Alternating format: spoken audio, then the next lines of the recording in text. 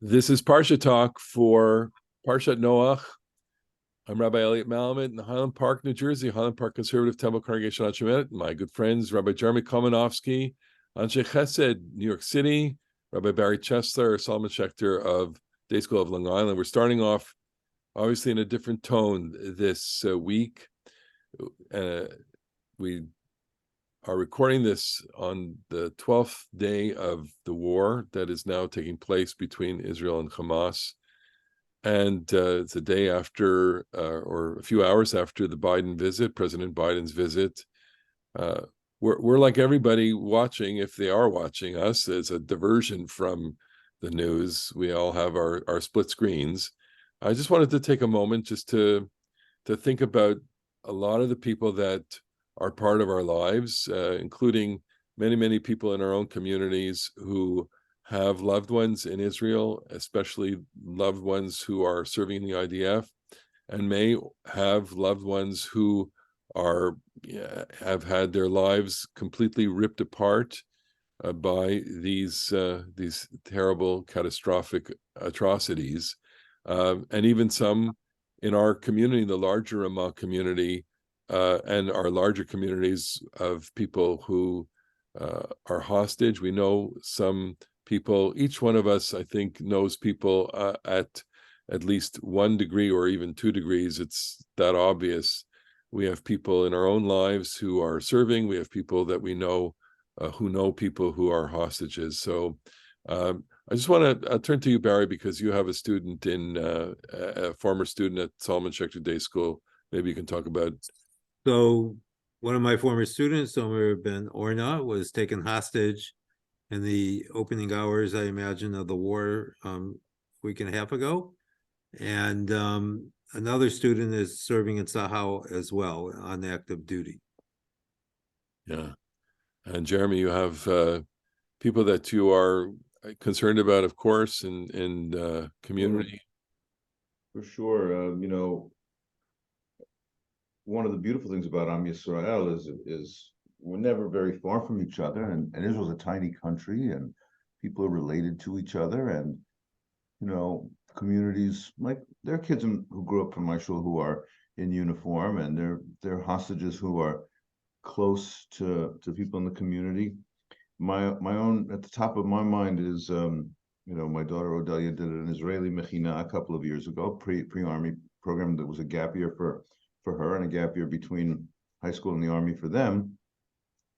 And they're all in uniform, and she's terribly worried, and she's got reason to be worried because assuming that there is going to be a ground invasion and assuming that there is going to be urban fighting in Gaza City, the type that Americans on Fallujah or things that are going on in, Ukraine or something like that, it is going to be just awful.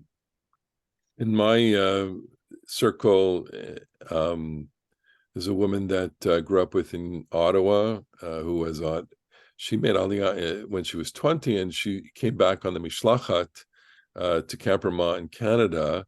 And over the course of years, you bump into people in Jerusalem on visits. Jackie Vital and her daughter Adi Vital Kaplun was killed on a kibbutz Chulit in a horrible, gruesome way.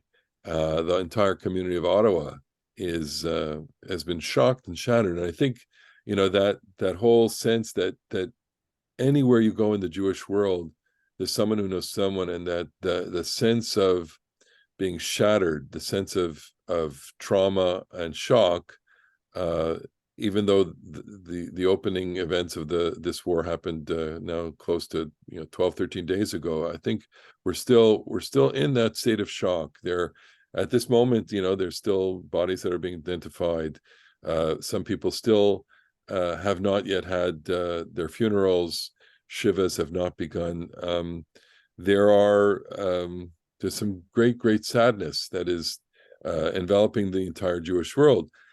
And on the other hand, there's also, I think, great pride that is emerging. We should spend just a moment talking about how Israeli society specifically, and I think the entire world, the Jewish world, I think, is rallying in a way that we haven't seen in our adult lifetimes. People, trying to raise money, trying to find ways of speaking out, trying ways to organize their efforts to assist and to be present in this moment. I said to my congregation, at the very least, you can send the president an email that says thank you for these words. I mean, I watched his remarks upon ending the visit. Tremendous sense of understanding, I think, and connection there. So we're starting off a Parsha discussion. Wait, could we say one more thing, which is the achdut of the Jewish people is great, and I firmly agree with you that the unity of the Jewish people in this moment, certainly the Israeli Jews, but those of us in the Gola as well. But I want to just reflect for a second that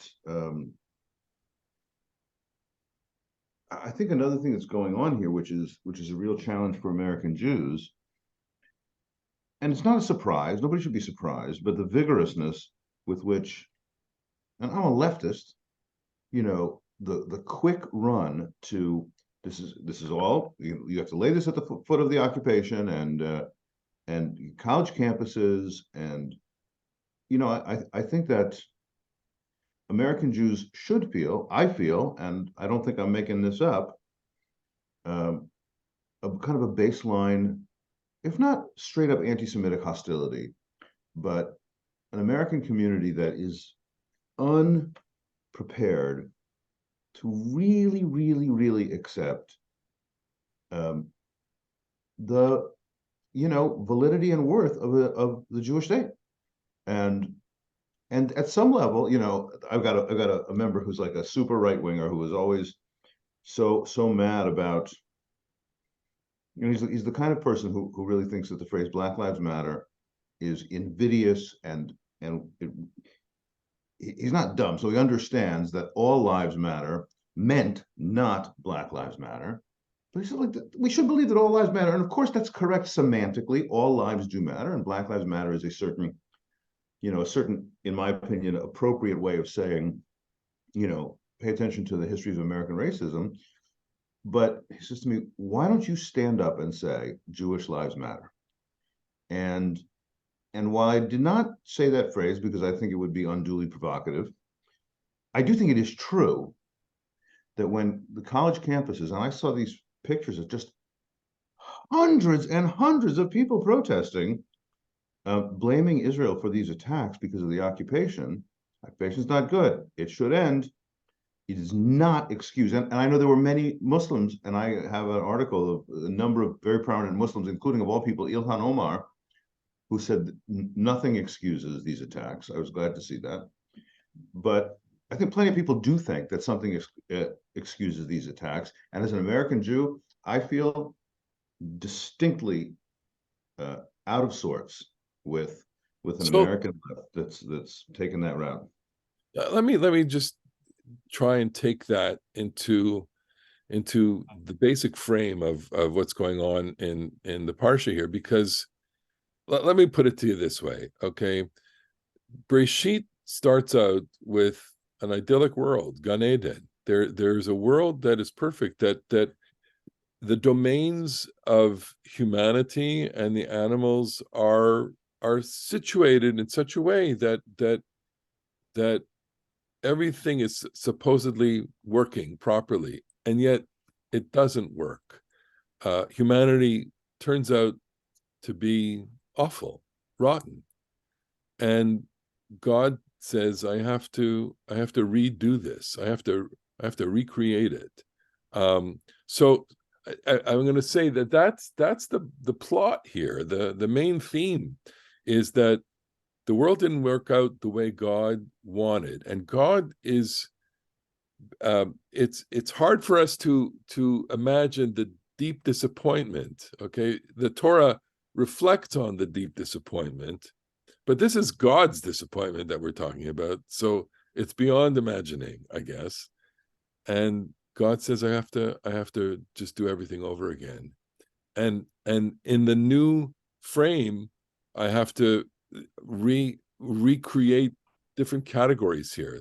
These the human beings are going to have a different kind of relationship with each other. They're going to have a different kind of relationship with animals, and so everything has to be redone. So that as a metaphor for calamity means that you have to reset everything. We're not in a, this is a mabul in the sense of the setting of Israel and its relationship with the Palestinians, with the Arab world, perhaps with world Jewry. Do you see it as cataclysmic in the sense that this is a quote unquote mabul and a reset of all of these things? Is it even appropriate to use that as a metaphor for this? Is it, or should we just stick to the context of, well, that, the Torah is talking about this? Is this helpful? Is it helpful to talk about war as a resetting of everything? Well, one thing that I would just observe, and this is a purely coincidental thing, because the words are not etymologically related at all. The name of the terror group Hamas is an acronym, and it's spelled in Hebrew Chet Mem Aleph Samech. But the word in the Bible story for oppressive, exploitative, violent robbery is Hamas. Chet Mem Samech. They're not etymologically correct, but it's sort of impossible to not have it ring in your ear that what the Mabul in the Bible is sparked by Hamas run rampant. Evil. Hamas is, what does Hamas mean? Chet Mem Samech. Total violence. Yeah, Kishmohu Kenhu. Like their name, so they are. So again, one thing that might be interesting to say. I mean, the other element about this, and I, have been, so to speak, here in New York. I haven't been in Israel in the last 10 months, but I have, so to speak, metaphorically been on Kaplan Street for the last 10 months, attending protests and screaming about the government and is, the Jewish people broadly, but certainly Israelis have spent the last 10 months yelling at each other, as only Israelis can do. And part of the things that is so unsettling is, like, at one level, it seems kind of,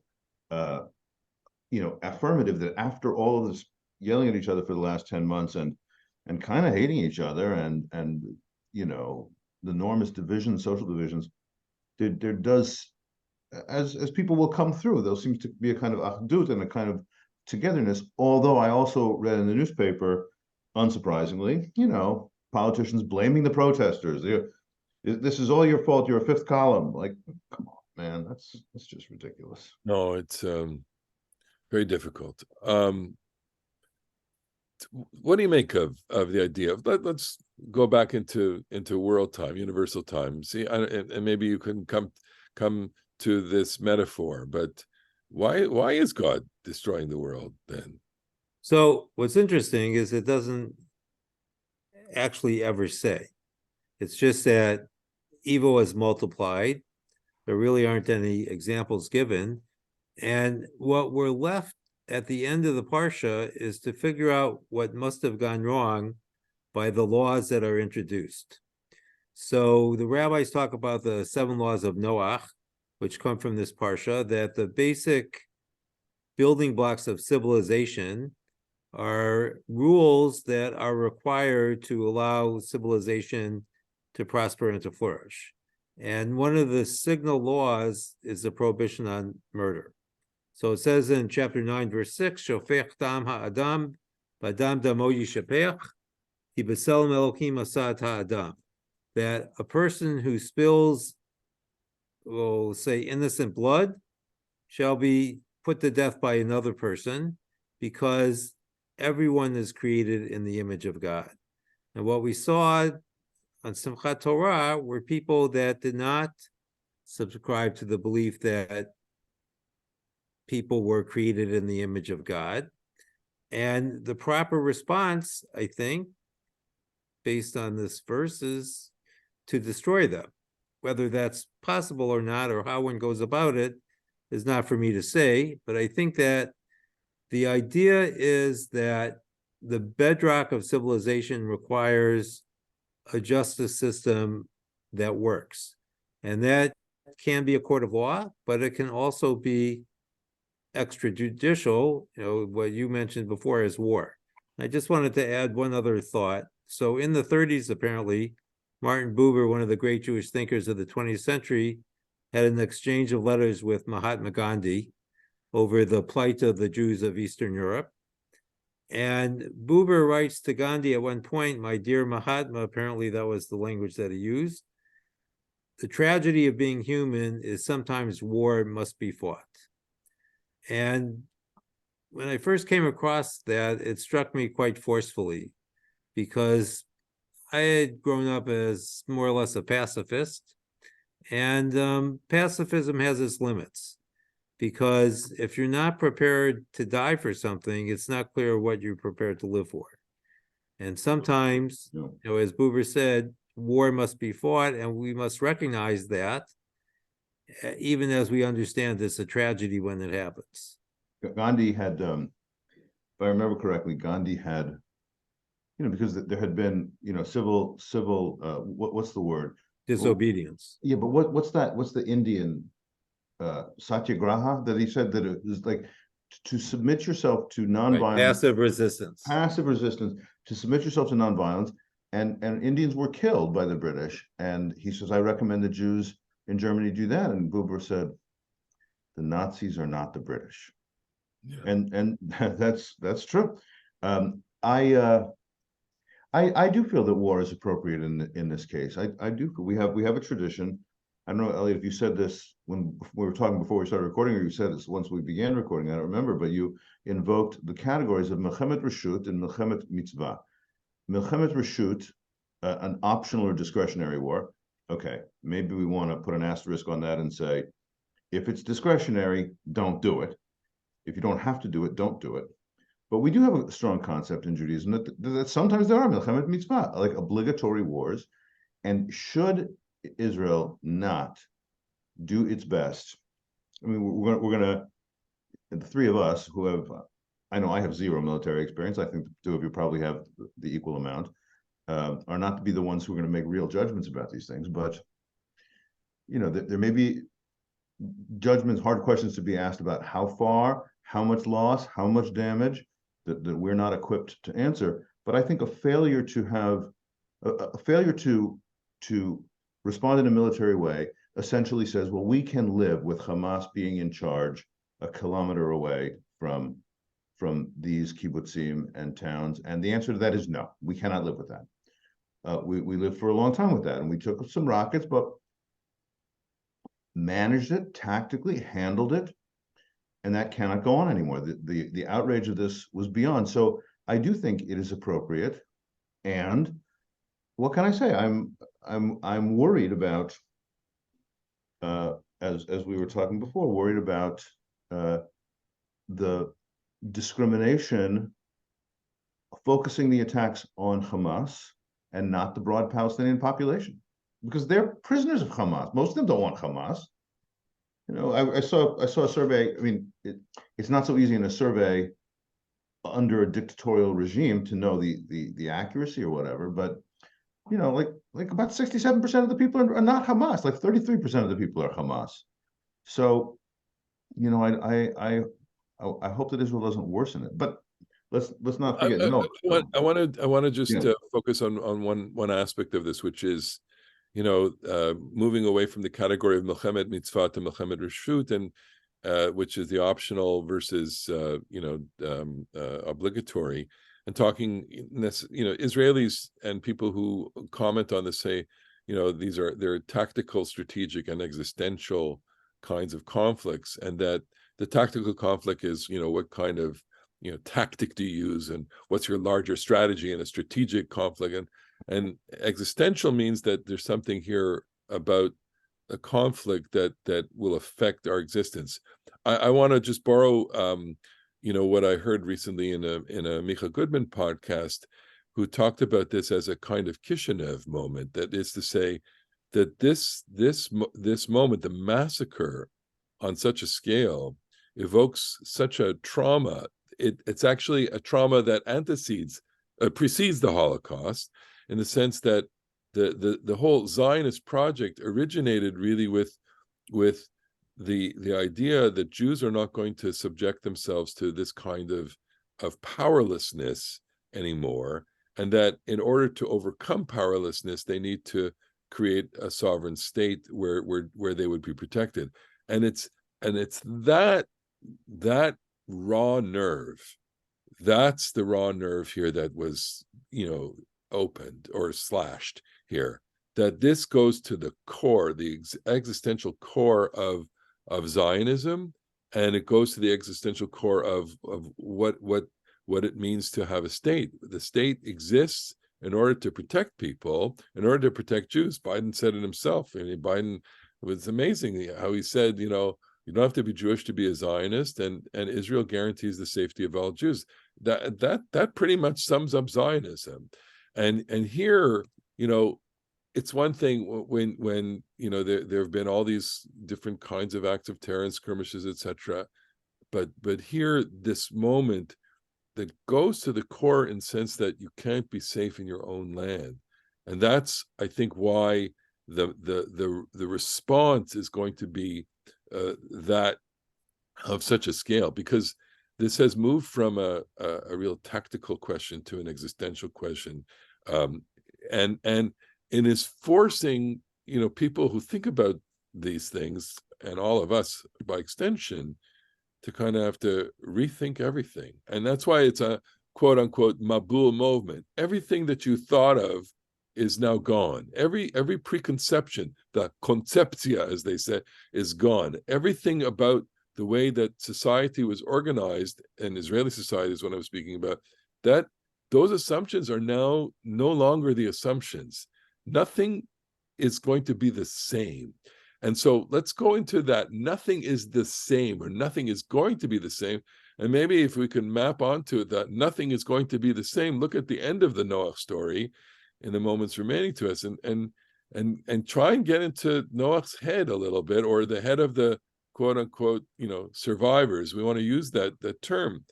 They're traumatized, because in the sense their world as it exists doesn't exist anymore. Certainly for them, nothing is the same, and therefore they have to recreate the world. If you want to give some kind of expression to that, or thinking about that. I think that's really, emotionally, it feels very true, even if it's perhaps, I'm like chomping at the bit to get to Israel to see what things are like, because the places of Otef Aza, it's just hard to imagine people coming back to them, or when they come back to them. You were saying before, like, what is it that God gave up on, and it seems to me that what this has in common with the Sdom v'Amorah story is that when Abraham argues with God about maybe they're 50 good, or 45 good, or 40, 30, 20, 10 good in the place, what's going on, it seems to me, is a thought that there's a critical mass of goodness that can turn a bad society around. Like, if you have a critical mass of goodness, you got 10 people who make you say, this project really, it's not going well, but it still might succeed. And when that doesn't happen, God takes Lot and Lot's family out. So I think that something similar appears to be between the lines in the Noach case, which is a judgment that there is nothing worth saving, and so I'm going to take one promising family out. Now, I feel like, as a, again, we said before, the unity and love that Israeli society, even for all they're yelling at each other, can manifest for each other, and the stand beside, the fellow feeling. I feel a little bit inspired by the thought that when God began the world anew, it was with a family. It was with parents and children and spouses. And that's like that is a deep human good at every level. I feel like ethnicity, the fact that we are Jews is like a family writ large. And I'm not really, I read one thing in the course of this week, evidently a Jewish guy who, Substack page, it was evidently a Jewish guy who was like pushing back, says, this nationalism, this ethnicity, this division among people, pox on all your houses. We have to put that in the rearview mirror of humanity. I don't agree with that. I think that the family and the connection is the building block which makes things worth saving. So I'm moved at the thought that Noach and 3 children and Mrs. Noach and 3 wives. Mrs. Noach, what's her name midrashically? Oh yeah, Naamah. That's Elliot's daughter. She's not mentioned she's not named in the Torah, but we understand her to be Naamah. It's that family unit that is going to be the seed from which other things start, and I let's hope that is true. Yeah. Barry, I don't know if you have any kind of reflection. So I think part of the lesson here is that even God cannot escape God's past, because he doesn't quite recreate the world. He saves one person from the past to regenerate the world. And I think Elliot's point is an important point, that he begins with the family, but it's a family of survivors. They're all people that came from the pre-flood world, and they have to make their way in the post-flood world. And at the end of the Parsha, Noah stumbles, not unlike on a personal level, the way Bnei Israel will stumble after Ma'amad Har Sinai, the revelation at Mount Sinai, when almost the first thing they do is build a golden calf and worship it, because sometimes peak moments are not internalized well, and we don't always appreciate what we've lived through, and we stumble, and we have to pick up the pieces again. By stumbling, you're referring to the episode where Noah Where Noah gets drunk and one of his sons, I guess the polite way to say it is, embarrasses him. Yeah. And he's protected by 2 of his other 2 sons. Right. Is that incident an incident in response to calamity? Is it we've often thought about drinking alcohol, drinking wine here as an escape from the world, and a way for Noah to cope by really not coping. He simply plants a vineyard, drinks the wine, gets drunk. The rabbis have that very, very clever midrash where it all happens like almost instantaneously, and it feels like I want to just escape. So there's a great Hasidic teaching. It says, I think, Vayesh min hayayin, that he drank from the wine. And the comment is that this was wine that was left over from before the flood, but it was now too potent for people who had survived the flood. And therefore, Noah, oblivious to the fact that the entire world had been destroyed and everything must be different, including him, thought he would have something from the old world to perhaps calm him down. But I would think that if we lived through a destruction, many people would ask for a drink. Yeah, and perhaps that's not the best way to go. No, I think that this is right on, that he's a scarred person, and we all see. I mean, in our world, there's different kinds of substance abuse problems, and scarred people, can have them, and we can also, you can have some intoxicants which help you make it through the night in relatively safe ways, and then things can get out of control. But yeah, he is scarred, and you said that clever midrash that it all happened immediately. I kind of like it the other way. So the upcoming bat mitzvah girl quoted for the Shabbat. She quoted a thing that said, God says, okay, take I want you to tevat atzei gofer. I want you to make the gopher wood boat. And so what God said to him was, plant these gopher trees and tend them, watch them grow, then cut them down and make the boat. Meaning that the people around Noah had plenty of long time to wonder what's going on, to look at their ways, to think about it another way, long enough for trees to grow. And I would love to play with that midrash and go the other way. Noah comes off the boat, plants the vineyard, tends the vineyard.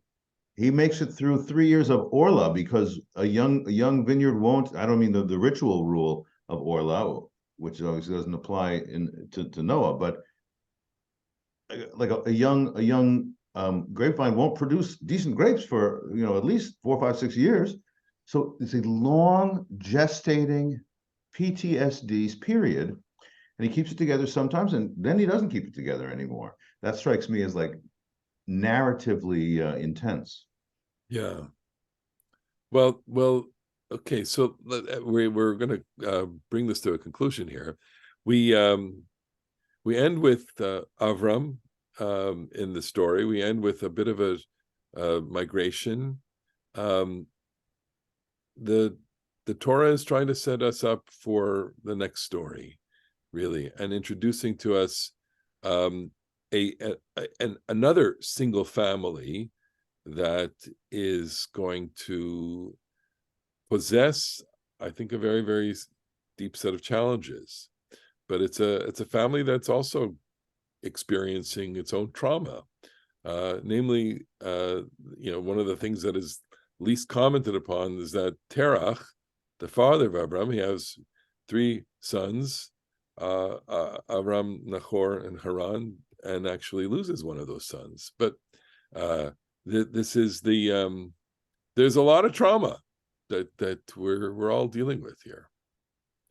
He actually loses 2 of his sons because Avram abandons him in order to go to Canaan. Indeed. Well, we've come to the conclusion of our Parsha Talk. A difficult week. We just the 3 of us, we have so much. I hope our many viewers feel this. We have so much fun doing this, and there's just a wonderful simcha shel mitzvah and ruach that the way we do it, and not today, of course. It was very subdued and somber, and we just, I speak for myself. I just feel like a constant anxiety attack. I feel like I'm in a constant anxiety attack. It's not fun. We're not normal, as your mayor said, Eric Adams. It's not all right. We're not all right, and that's I think a point. So I want to maybe just to put it on this, which is Torah is an anchor for us, and even in the not all right times, which we are in right now, we're turning to this, and you can see we're struggling. We're struggling with this. It's emotional. It hits us really close. But we hope that you are somehow distracted from the reality by having spent the last 30 minutes with us as we exhibit our own difficulties and questions. Well, so we thank you. Of course, our hearts are with our brothers and sisters, with Klal Yisrael, with Israel, and we're hoping that all the people that are beloved to us are safe, and we're praying for them. We're praying for the state of Israel, the Jewish people. We're praying for strength, and we're praying for some kind of peace and hope to come in the future. Amen. Thank you for all watching. We'll look forward to seeing you again on the next edition of Parsha Talk. Bye-bye. Shabbat Shalom.